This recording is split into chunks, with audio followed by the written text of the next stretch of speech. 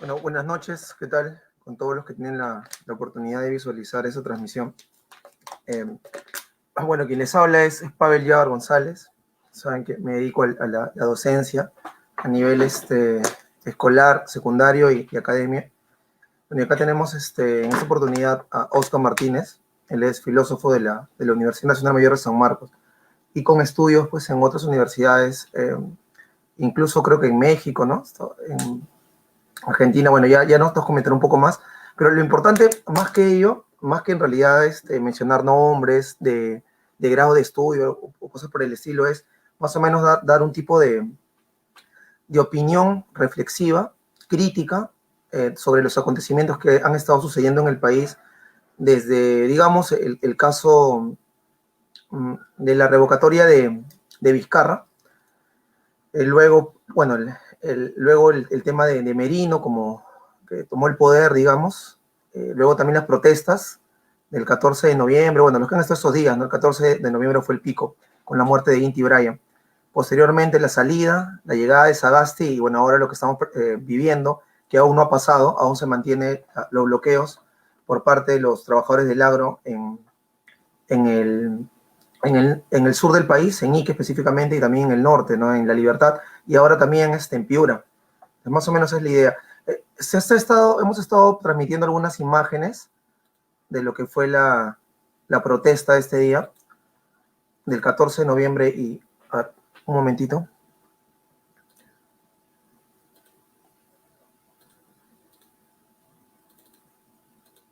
¿Qué está? En esa protesta, bueno, estuvimos participando en conjunto con Oscar también, y con otros compañeros. Entonces, yo lo que le quería preguntar a Oscar como manera de presentación y de introducción es, al ver estas imágenes, ¿qué es lo primero que se te viene a la mente?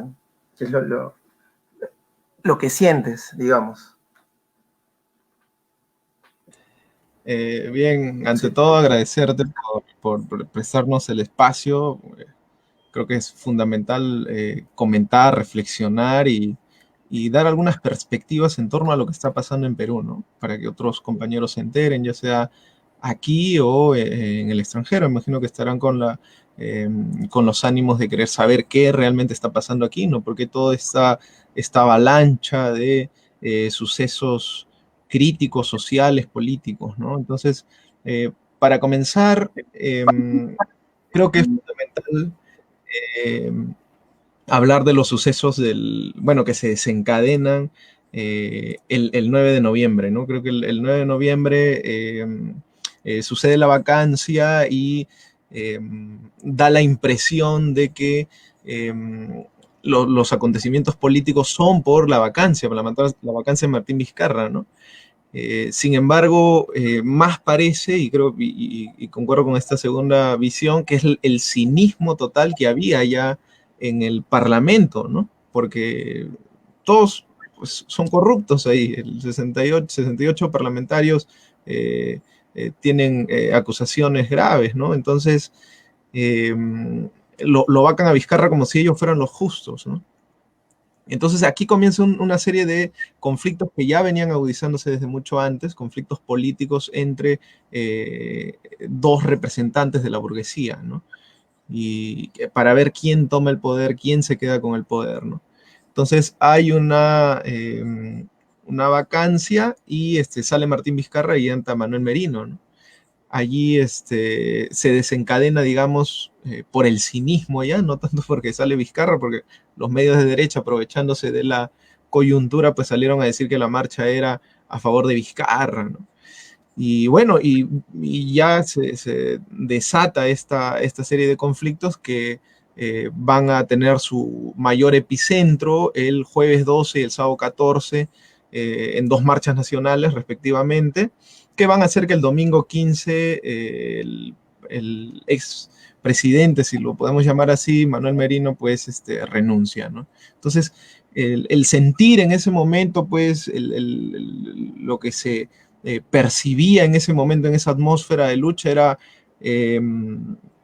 muy distinto a lo que, en primer lugar, muy distinto a lo que eran las marchas anteriores, ¿no? Las marchas que sucedían antes, pues en primer lugar eran minoritarias, Esta, en cambio, fue masiva. Algunos datos, pues, hablan de más de 85.000 personas en las marchas más del 12 y del 14.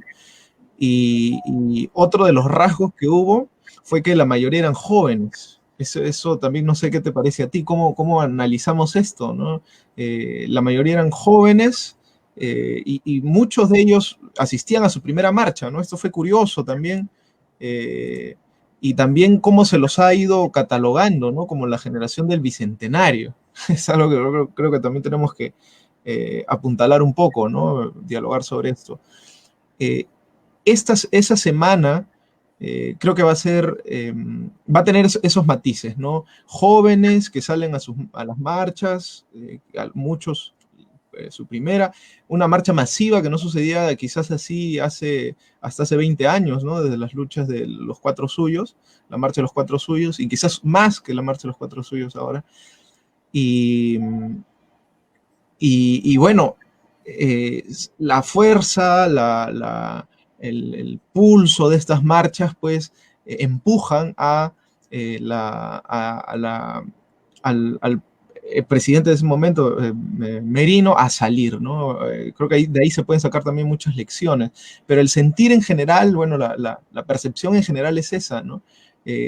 Son pugnas interburguesas, pugnas de representantes de la burguesía, hay intereses económicos claros de parte de ambos sectores, uno acusado, tiene que limpiar su nombre, el otro sector, el de Manuel Merino, ligado a Pepe Luna, que tiene una universidad, Telesub, desde hace unos años, universidad, que lucra, no cumple con los estándares y fue,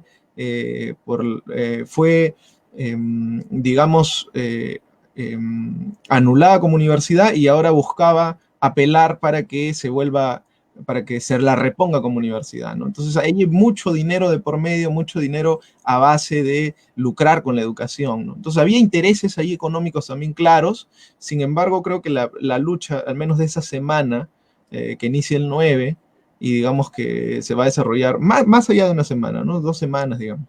Pero la semana del epicentro, pues, tiene esos matices, ¿no? Esos matices lo catalogaría así, ¿no? Ese era creo que el sentir general, ¿no? No sé qué opinas tú.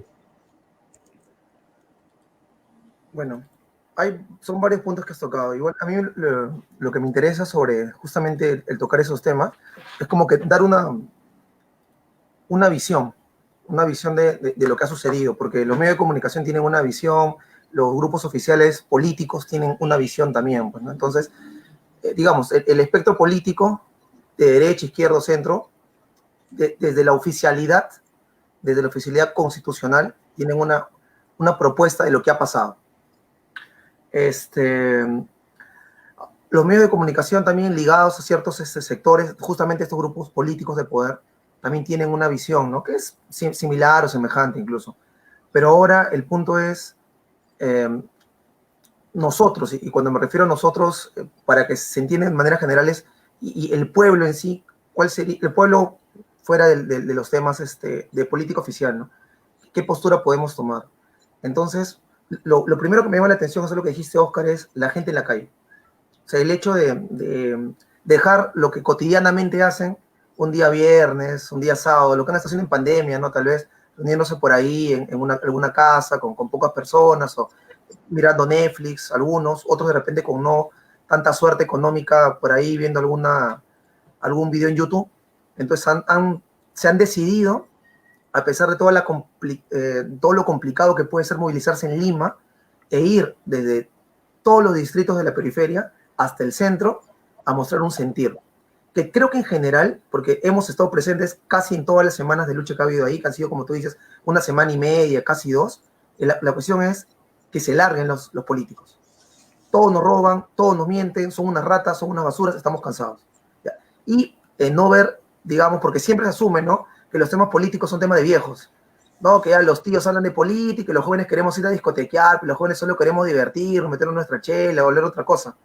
Hablar de todo, de otra cuestión. Y lo interesante fue que en la marcha, en general, no eran de personas mayores de 45, ¿no? Sino más bien eran de personas entre 16, 17, 18 años hasta 24, 25. Eso fue la gran masa de personas que subieron en la calle. Y eso a mí me entusiasmó muchísimo, ¿no?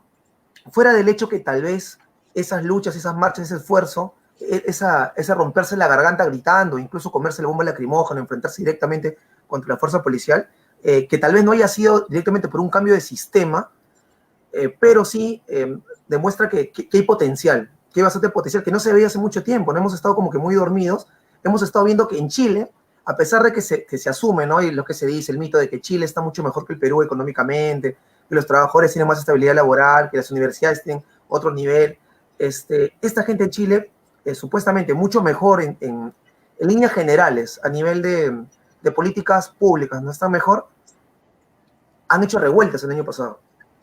Luego hemos visto que Estados Unidos, supuestamente el país del primer mundo, la gran potencia militar, económica, la central del libre mercado, ¿no?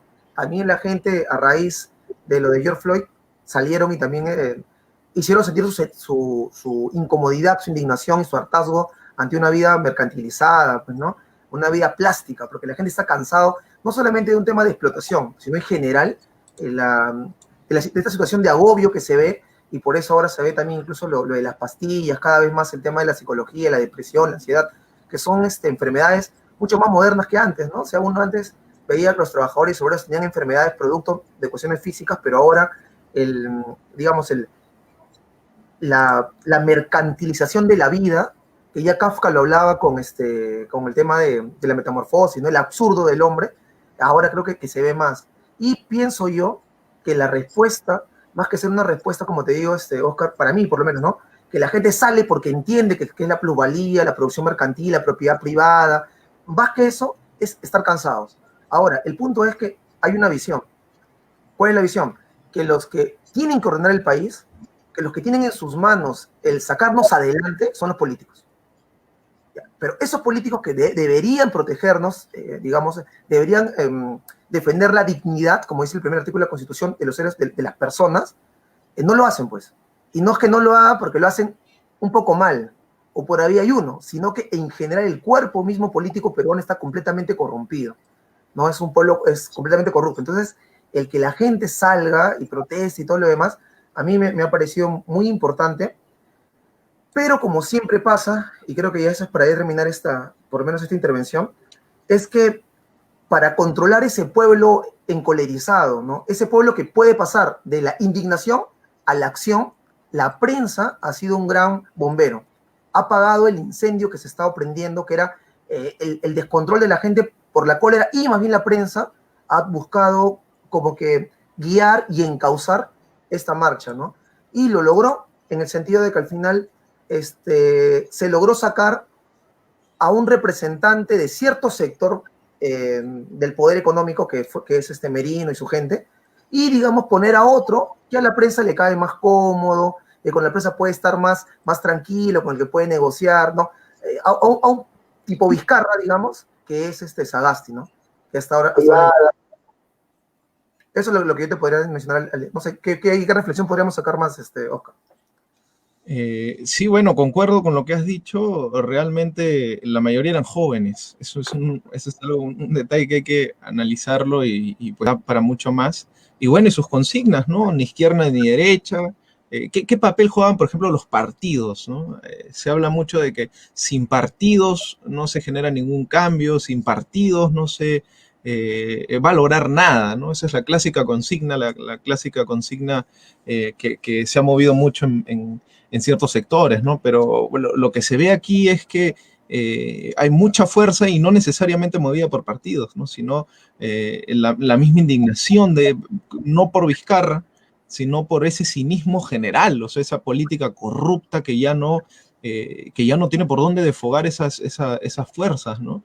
Y como tú lo has dicho, que se vayan todos, incluso parece que las coordenadas para interpretar esas luchas tienen que ver mucho con la edad, digamos, aunque obviamente no es la única, hay muchas otras aristas y factores, pero una de las consignas que me parecen fundamentales que hay que rescatar es, se metieron con la generación equivocada, por ejemplo, ¿no?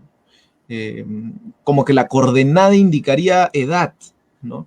aunque claro, los problemas, los sucesos, si bien no se reducen a ello, pues hay una pieza, ¿no? que permite comprender más el espectro de la lucha, ¿no? Y bueno, los partidos muchas veces repudiados en plena marcha, ¿no? Eh, eh, echados de lado, ¿no? No había esa necesidad, ¿no? Yo recuerdo que antes de este suceso, de esa semana eh, de mayor auge en la marcha, eh, lo que hacían los partidos era usar las marchas para después terminar en la Plaza San Martín y hacer un meeting, ¿no? Para prepararse para las elecciones, ¿no? Ese era lo que hacían, ¿no? Entonces, esto ha sido muy distinto. El formato ha sido más bien de un relevo de los partidos, una especie de eh, dejar de lado a los partidos y buscar otras formas. Ahora, hay que notar algo también que siempre se critica, ¿no? A la hora que hay luchas, marchas, pues sin partido no hay organización, ¿no? Y entonces, lo que se ha visto, por ejemplo, en el 14 y los 2 días de epicentro de la lucha, ha sido una organización tremenda. Los jóvenes organizándose para eh, apagar las bombas lacrimógenas que lanzaban los policías. Un equipo médico, solidaridad total entre los jóvenes para apoyarse. Cuando te cayó una bomba, todos corrían para ayudarte, todos, y habían venido muy preparados, ¿no? Había una solidaridad tremenda, cosa que es muy difícil ver en las marchas que son meramente convocadas por partidos. Entonces, esa solidaridad y esas estrategias que se fueron creando en días, en horas, y usando los medios de comunicación ahora virtuales, se realizaba esa organización, esa dinámica interna que permitió que en los dos momentos, de la primera y la segunda marcha, hubiera esa solidaridad tremenda y hubiera esa organización para que no hayan más muertos, ¿no? Hubieron 2 muertos y muchos heridos, ¿no? Muchos heridos, algunos que no van a poder caminar, otros que han quedado ciegos, otros que van a tener esos perdigones en la cabeza ya de por vida, ¿no? Entonces, han sido duros los sucesos, pero esos rasgos se pueden ir rescatando, ¿no? Y recalcar que son los problemas políticos que existen, digamos, los problemas de fondo, son 2 pugnas entre 2 fuerzas, digamos, se puede catalogar como pugnas interburguesas o representantes de la burguesía, que como tú bien has dicho, pues estas luchas han sido usadas por los medios de comunicación que los representan, para no ir muy lejos, cuántos millones, por ejemplo, recibió el Grupo El Comercio de Vizcarra, ¿no? El Reactiva Perú, ¿no? Son 38 millones, ¿no? Más de 38 millones. Entonces, obviamente, pues estos medios justos son los medios que protegen y blindan a Vizcarra en todo momento. Yo recuerdo ahí una anécdota de que el comercio, se hacían estas luchas, creo que en la primera marcha, sacó un cartel diciendo las luchas son a favor de Vizcarra, ¿no? Para restituir a Vizcarra. Intentan encarrilar la lucha a sus intereses, ¿no? Y hay que decirlo, o sea, lo han logrado, tienen el poder ahora para hacerlo, para encarrilar la fuerza del pueblo a sus intereses, ¿no? Como tú bien has dicho, han puesto un títere más al que pueden manipular y al que le sirve sus intereses, ¿no? Y eso se puede ver muy claro con las luchas que han estallado pues hace unos días, ¿no? Que han estallado el 30 de noviembre. Claro. Dos lecciones, Pavel, 2 lecciones que se pueden sacar es la consigna que se tenga, sea la que sea, asamblea constituyente, sea asambleas territoriales, no se pueden plasmar y lograr si no hay una fuerza, no hay una organización previa, cosa que los partidos de turno no lo han hecho. El Frente Amplio, Nuevo Perú y las coaliciones que forman no hacen el trabajo de base más que cuando llegan las elecciones. Entonces, no hay una fuerza que permita realizar o plasmar alguna de las consignas, al margen de la posición que se pueda tomar, ¿no? Esa es para generar un cambio necesitamos organización ya, o sea, es totalmente necesaria una organización de base, una organización con los trabajadores, con el pueblo, para poder plasmar alguna consigna, ¿no? Y la segunda lección que se puede sacar allí es el papel del Estado. El papel del Estado, bueno, también de los medios, pero el del Estado como el freno de las luchas. O sea, cómo se organiza el Congreso y todos los jóvenes expectantes de esto, y apenas sale Sagasti como presidente, pues se frena esto, ¿no? Muchos quisieron y se siguió, ¿no? Ciertos sectores siguieron y también jóvenes, pero la mayoría se apagó, ¿no? Entonces, ahí se ve claramente el Estado, porque muchas veces algunos políticos pues, de izquierda creen que simplemente ganando elecciones y participando del Estado van a generar un cambio. Pero realmente los mecanismos democráticos, los mecanismos cívicos, legales del Estado, son un freno total de las luchas. Esas dos lecciones me parecen vitales que hay que recalcarlas, ¿no? Bien. Antes de continuar, ahí acá unos comentarios. Primero de Silvia Patricia. Bueno, buenas noches, Silvia, ¿qué tal? César Alegría nos dice, buenas noches, qué interesante el tema coyuntural que están tocando. Gracias. También es el compañero Ronald Roque, manda saludos. Mendoza, chau, Raúl, también manda saludos. Por acá nos dicen que el Estado es un Estado fallido. Y por acá nos plantean nueva constitución y también que es necesario reformas legales. Bien, hay posturas, ¿no? Dentro de esto. Lo interesante es que todos por lo menos están inmiscuyendo en este tema, ¿no? Están interesados en por lo menos en ser parte de cómo funciona esto, porque muchas veces simplemente nos dejamos llevar. Es como que vivimos y la danza, o es como que las olas avanzan y uno simplemente se deja llevar por aquí y por allá, y no hay una postura de qué hacer, ¿no? O sea, fuera de lo que ya está preestablecido. Ahora, anexando esto, creo que ya mencionaste, creo que los puntos más resaltantes que yo también comparto. Habría que ver lo siguiente, ¿no? Se supone que cuando la gente ha salido en rechazo al Congreso, muchos es por los políticos que son en el Congreso, ¿no? O sea, hay personas que aún creen en este Congreso, o sea, no como individuos, no creen en los congresistas, pero sí creen en el Parlamento como institución, como el poder legislativo, creen en ello, ¿ya? También se respeta esa postura. Están otros también que plantean, ¿no? Que el problema ha sido que estos congresistas son una rata, ¿no? Todos son corruptos, todos tienen anticuchos, todos están metidos con sectores de poder y que nunca al final están legislando para la población. Bien, hasta ahí, de acuerdo, no hay ningún problema. El punto es, se saca a Vizcarra, entra o sea, de todos estos 130 entra un grupo a gobernar, se lo vuelve a sacar a este grupo que entró y se mete otro grupo. Pero ¿quién mete otro grupo? O sea, ¿quiénes han metido a este otro grupo? Son igual los mismos que sacaron a Vizcarra, son los mismos que pusieron a Merino, y son los mismos que han puesto a Sagasti. O sea que al final es lo mismo que nada, se está dando vuelta en lo mismo, ¿no? Y claro, aparentemente a través de la prensa nos hacen la idea de que no es así, ¿no? Que más bien sí es diferente, de que sí hay una cuestión cualitativa diferente y demás. Entonces eso habría que tener bastante cuidado, por lo menos los compañeros con los cuales están visualizando, lo están viendo, o sea, entender de que más allá de las personas que están dentro del Congreso, o sea, el Congreso en sí como mecanismo tiene una función, ¿no? Y la función es legislar, pero esa legislación está bajo intereses de sectores económicos y de un sistema económico en general, de un modelo económico, para darlo de una manera más clara, ¿no? Para no ser tan, digamos, tan técnicos y tan académicos. Es un sistema que defiende a la gran burguesía, defiende a los grandes grupos de poder, defiende, por ejemplo, lo que está pasando en el agro ahorita, ¿no? Que los trabajadores se lo traten como cualquier cosa, que los recursos naturales que son que no son renovables, o sea, que se acaban y ya está, también lo saquen y lo usen como si fuera cualquier cosa, ¿no? O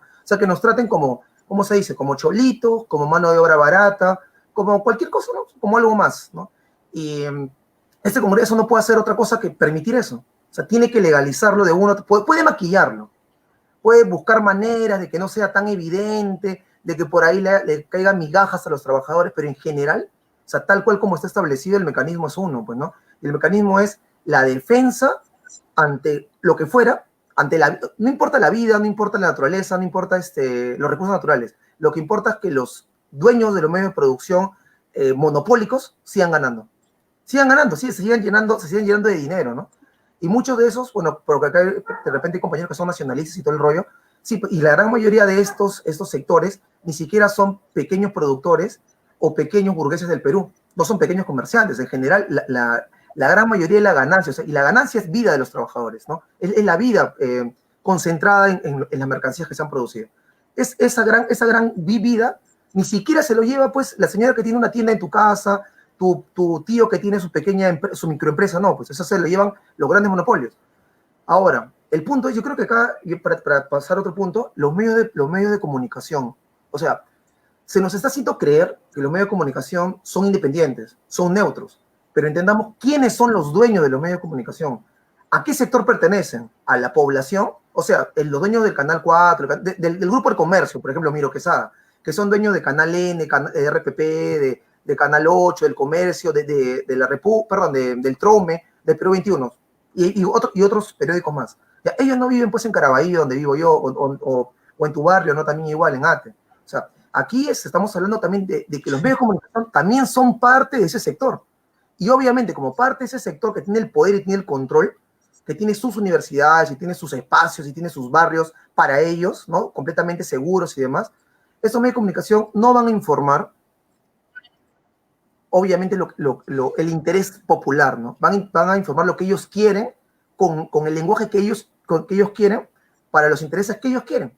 Entonces, no pensemos que los medios de comunicación son nuestros amigos y demás, porque ahora, por ejemplo, ya pasando a las luchas de ahora, se ha visto claramente cómo la prensa ha pasado de hacer un homenaje a esos dos compañeros que han muerto el día del 14 de noviembre, ¿no? En la marcha, hacer un homenaje prácticamente a Inti Oraya, por ejemplo, que ahora ha muerto Jorge Muñoz, ¿no? Que es un trabajador del agro de 19 años, 19 para 20, ¿no? En La Libertad, y tal cual, ¿no? Ha muerto, y es más, directa, y ahí, por lo menos, con Inti Brian no hay un video directo de la muerte, o sea, se ve el cuerpo. En cambio, con el del compañero Jorge Muñoz, se ha visto cómo se estaba desangrando, o sea, cómo hubo pues ahí una ruptura de cráneo y el cerebro se le salía. Hay el video directo ahí, y que ha sido en la movilización. Y la prensa, pues prácticamente, lo que menciona, ¿no? Ha habido un muerto, ¿no? En la protesta y ahí quedó, ¿no? Entonces, bueno, eso es como para ir entrando al tema del agro. O sea, ahí por ahí es unos comentarios, Oscar.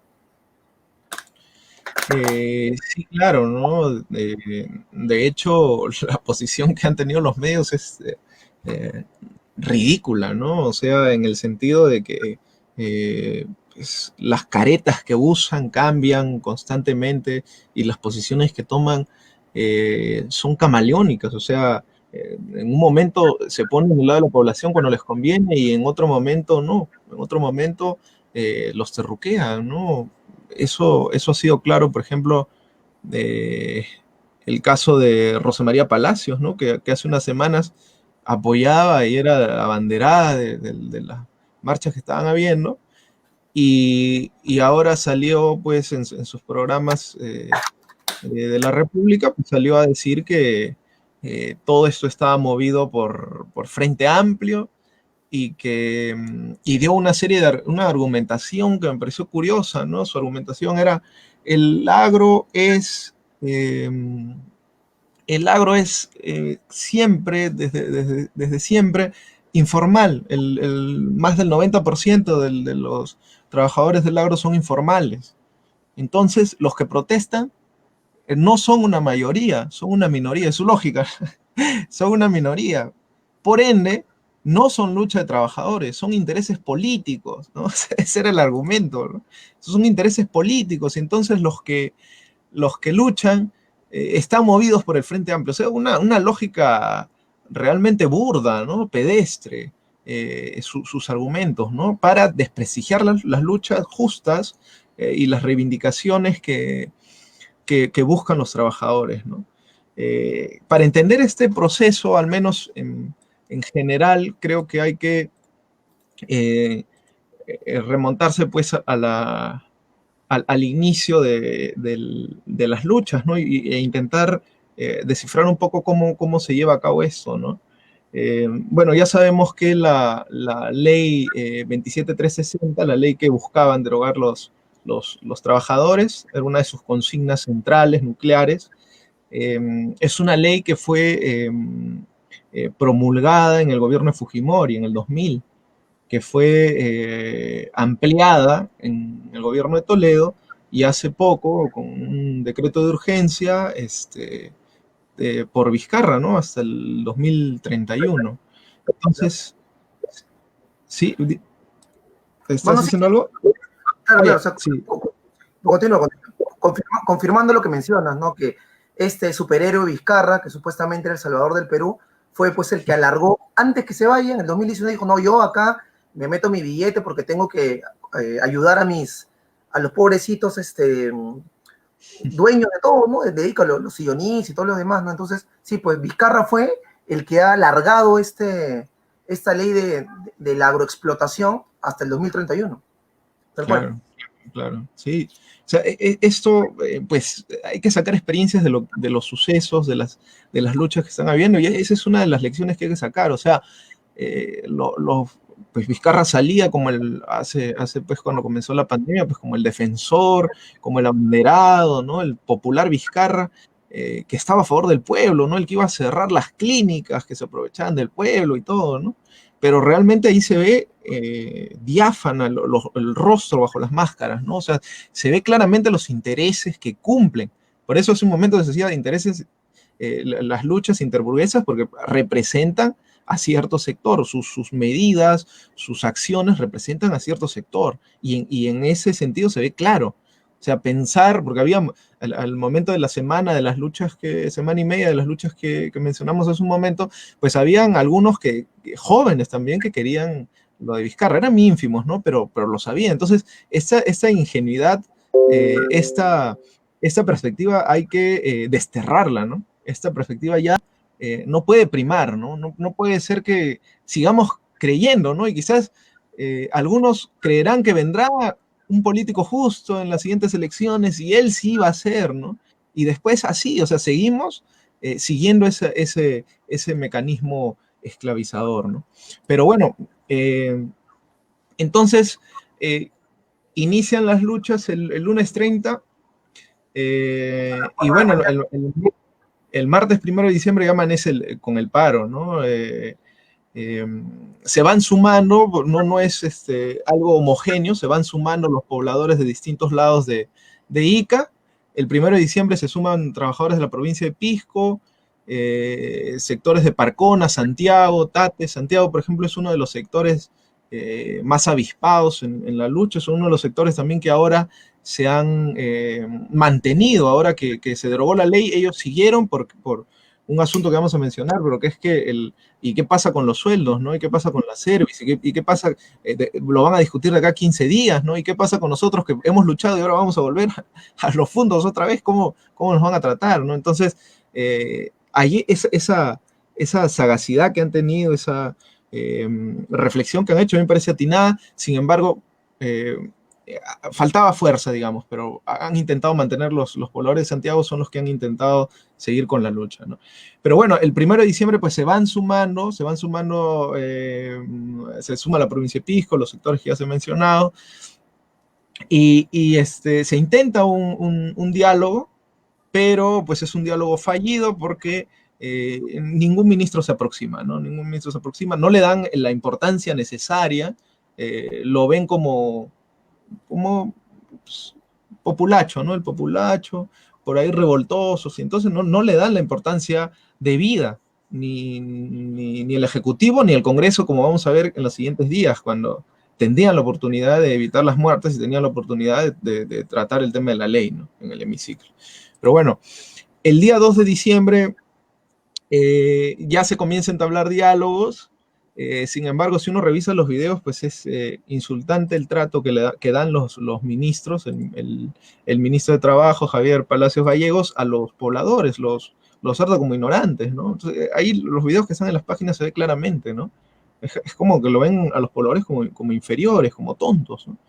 Y eso hay que verlo claro, ¿no? El mismo 2 de diciembre, pues se realizó la tregua humanitaria, digamos, para que puedan pasar los vehículos. Y en estos días, eh, pues se van casi como un fuego que se comienza a desatar en un bosque, en una pradera, se comienzan a encender por diversos problemas, no necesariamente por el tema del agro. Por ejemplo, en Cotabamba, los trabajadores hacen un paro total, el primero también, ¿no?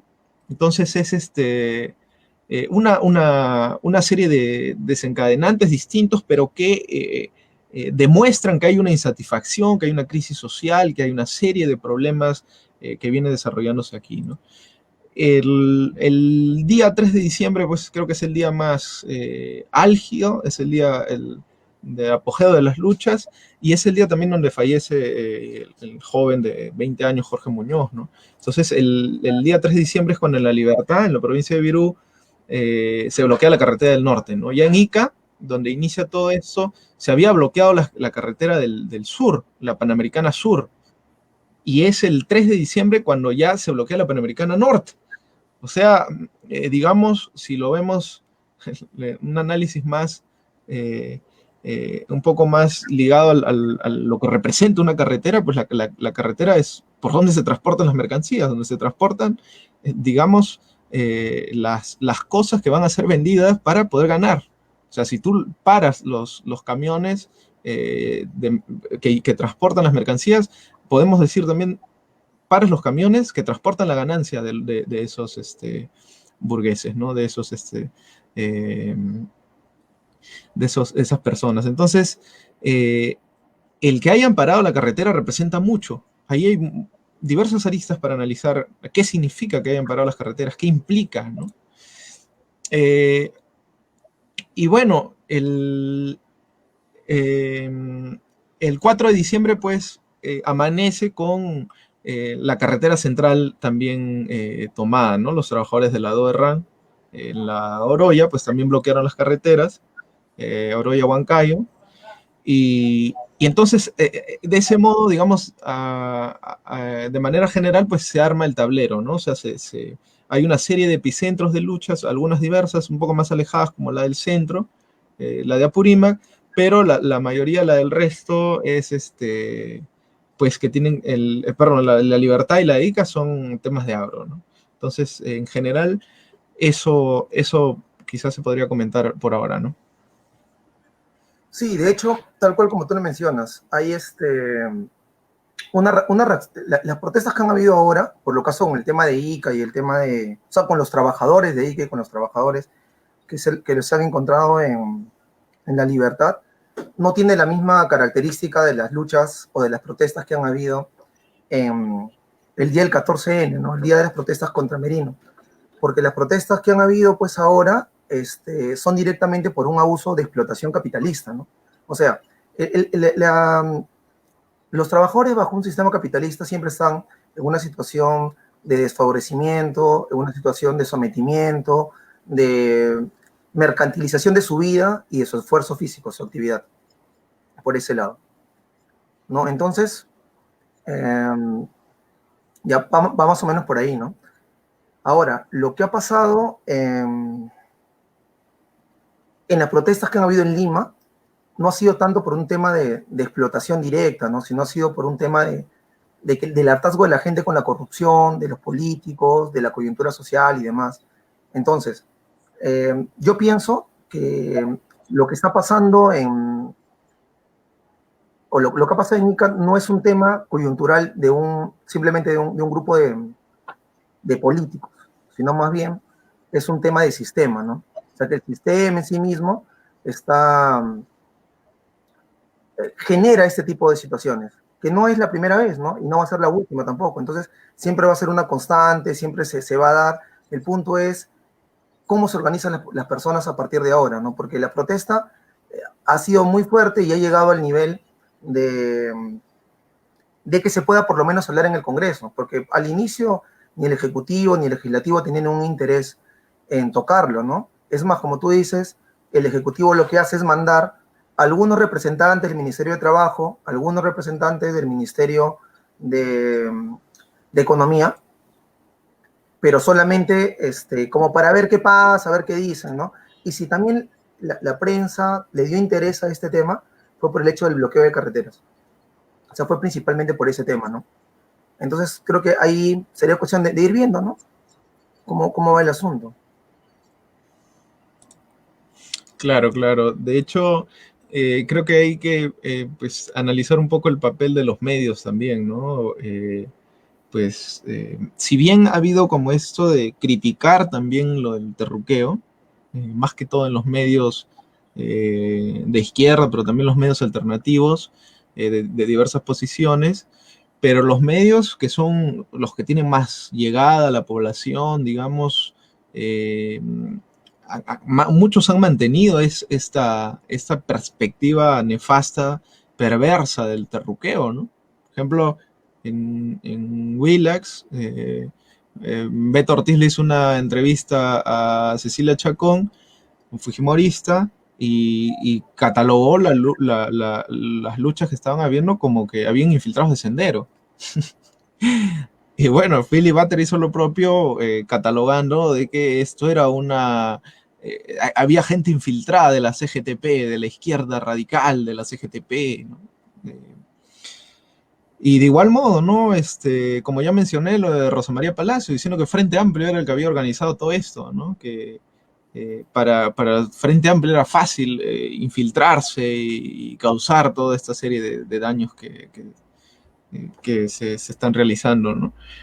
Eh, y bueno, la perspectiva de los burgueses del país, la CONFIE, por ejemplo, o los sillones, eh, pues, Sillones es el gerente general de Safco Perú, un fondo ahí de Algarrobo, en Ica, mencionaba, por ejemplo, pues hizo viral, ¿no? Un comentario en su Twitter, ¿no? No sé dónde, pero que se difundió mucho, que decía algo así como, pero ¿por qué no llegan las fuerzas del orden, ¿no? ¿Dónde diablos están, ¿no? O sea, los burgueses, ¿no? Por medio de sus representantes, pero también sacan sus comunicados que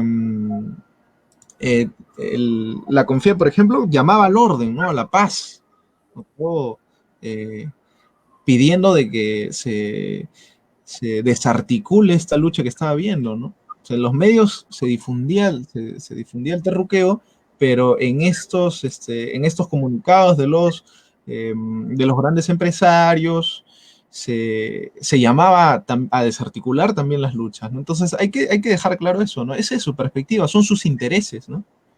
Hay que preguntarnos cuáles son nuestros intereses. Si son los intereses de ellos llamar a la paz, llamar a las fuerzas del orden, a que traigan la paz, porque están entrando y saqueando sus fundos, porque están entrando y saqueando todo, porque sacaron una imagen que se había quemado un bus, ¿no?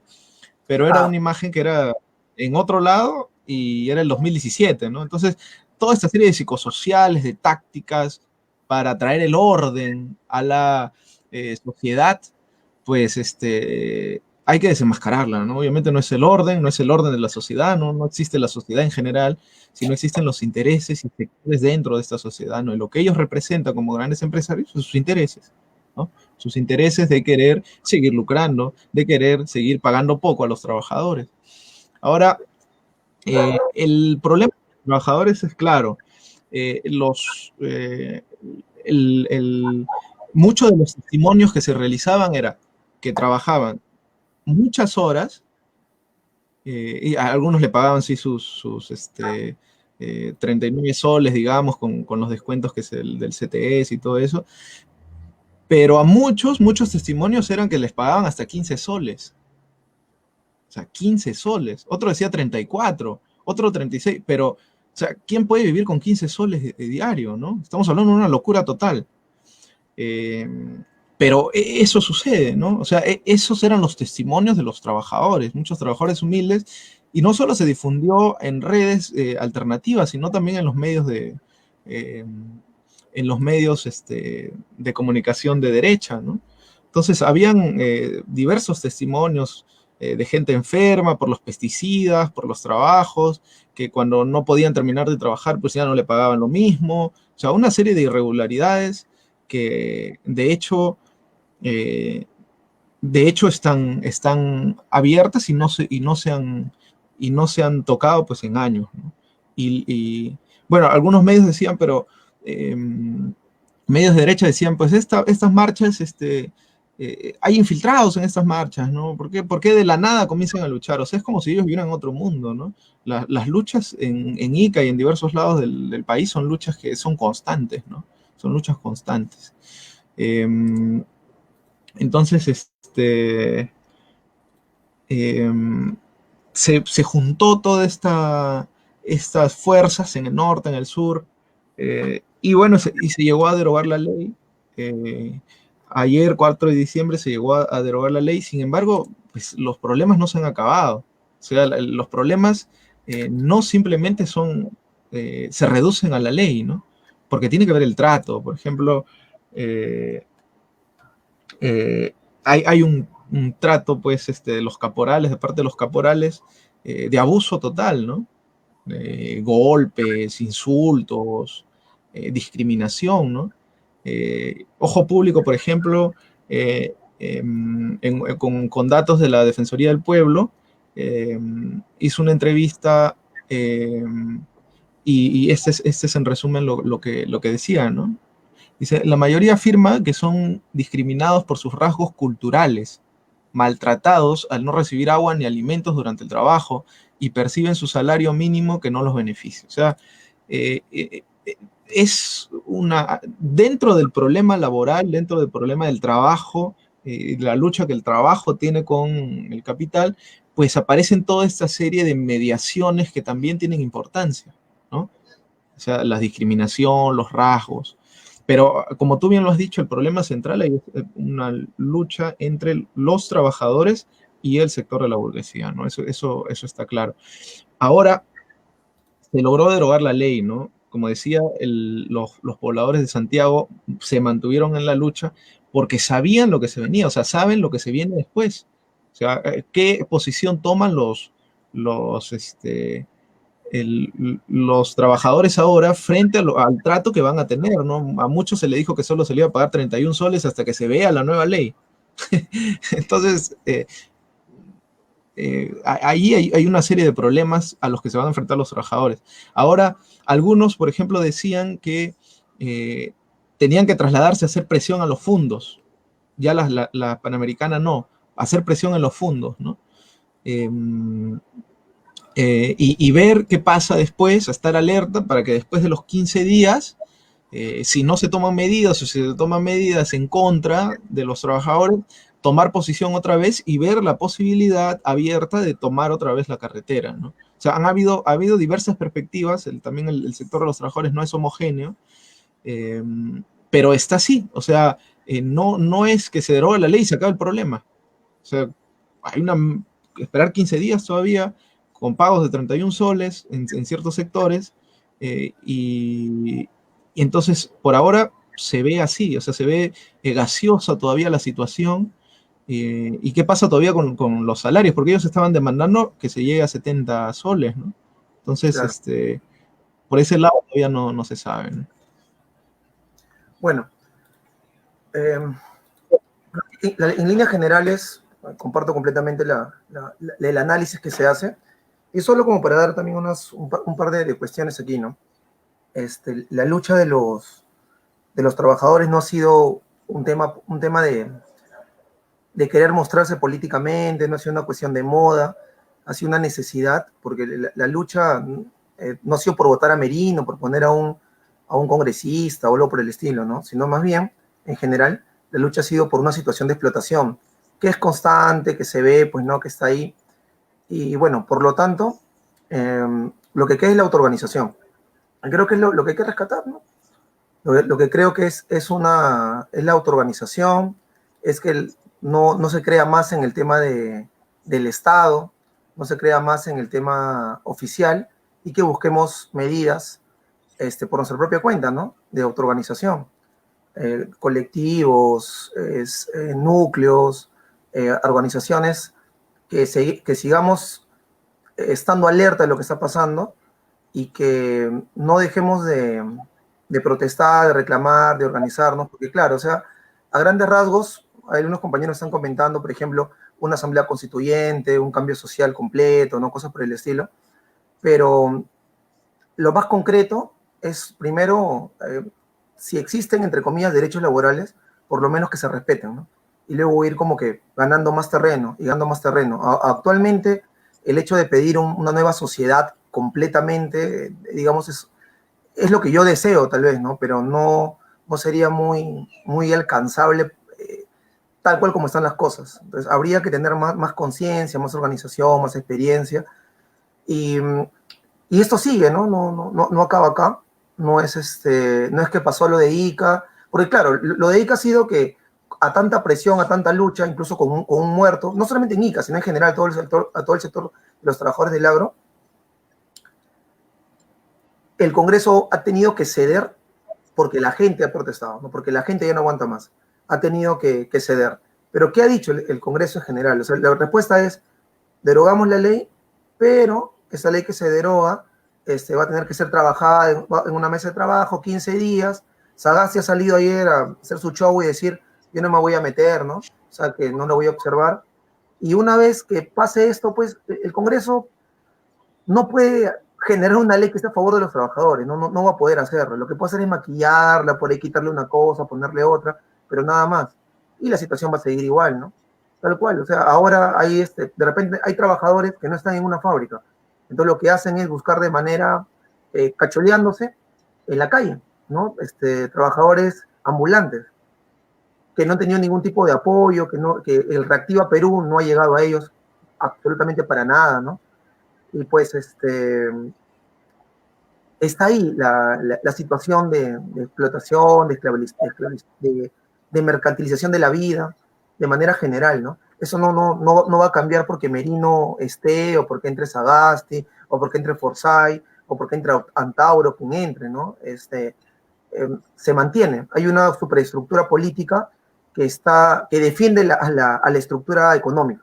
Entonces, mientras no se ataque o no se luche para cambiar no solamente el modelo económico, sino también el tema político, o al revés, no solamente el tema político, sino también todo un sistema económico, la situación va a seguir tal cual como viene sucediendo desde que el Perú existe como república, ¿no? O sea, el Perú existe como república en 1821 y la situación para la población es tal cual, es la misma. Es una población humillada, discriminada, explotada, oprimida, grupos de poder que se pelean entre ellos para ver quién manda, para ver cómo se divide el territorio, para ver quién puede obtener mayores beneficios a costa de la explotación de los trabajadores, y un grupo político que lo que hace es legalizar eso. O sea, tal cual, no hay otra salida. Entonces, si pensamos que una casa cambia porque la pintas, estamos fregados, ¿no? O sea, el color que le puedas poner o la banderita que le puedas poner no va a hacer que cambie, es que no cambia todo. Y ese cambiar todo solamente le corresponde a la población. O sea, es la población que tiene dentro de sí mismo la posibilidad. Y eso se ha demostrado con las marchas, ¿no? Que sí se puede poner entre la espada y la pared a los que tienen el poder político del país, y el poder económico incluso también, ¿no? Yo creo que eso sería como una reflexión final. No sé, alguna otra reflexión final, Oscar, para los que nos están viendo, ¿no? Como para ir cerrando también. Sí, claro, concuerdo con lo que dices. De hecho, la idea es sacar lecciones de las luchas, de los acontecimientos que ahora se vienen desarrollando en el Perú. Y una lección es esa, ¿no? Una lección es que la organización, la lucha da resultado, ¿no? Porque, pues, eh, se dice, se difunde entre la población que las luchas no logran nada, ¿no? O sea, que no tiene sentido, mejor quédate en tu casa limpiando tu cuarto, ¿no? Entonces, pues es todo lo contrario, ¿no? Es todo lo contrario. Nosotros somos partícipes de la polis, de la política, somos partícipes constantemente, y tenemos que organizarnos justamente para poder cambiar la situación. O sea, si queremos mantenernos al margen, queremos eh, eh, mantenernos al margen sin organizarnos, pues no vamos a hacer nada, ¿no? O sea, eh, lo básico es organizarnos para poder cambiar esta sociedad, ¿no? Y no podemos creer que, como bien ha dicho Pavel, cambiando cierta fachada, cambiando haciendo ciertas refacciones o maquillando por aquí y por allá, se va a solucionar, ¿no? Hemos visto ya el papel del Estado en esta semana vertiginosa, rauda, hemos visto el papel del Estado, cuál es su posición, cuál es la posición de los medios, cuál es la posición del Parlamento, del Ejecutivo.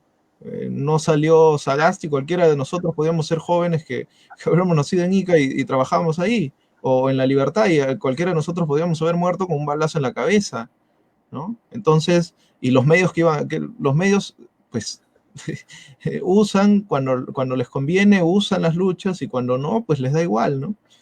Y entonces hay que ver claramente, ahora que en esta situación que se puede notar, pues está clarísimo, ¿no? Los medios, los intereses que tienen, los políticos, a quienes representan, a quienes apoyan, eso está claro, ¿no?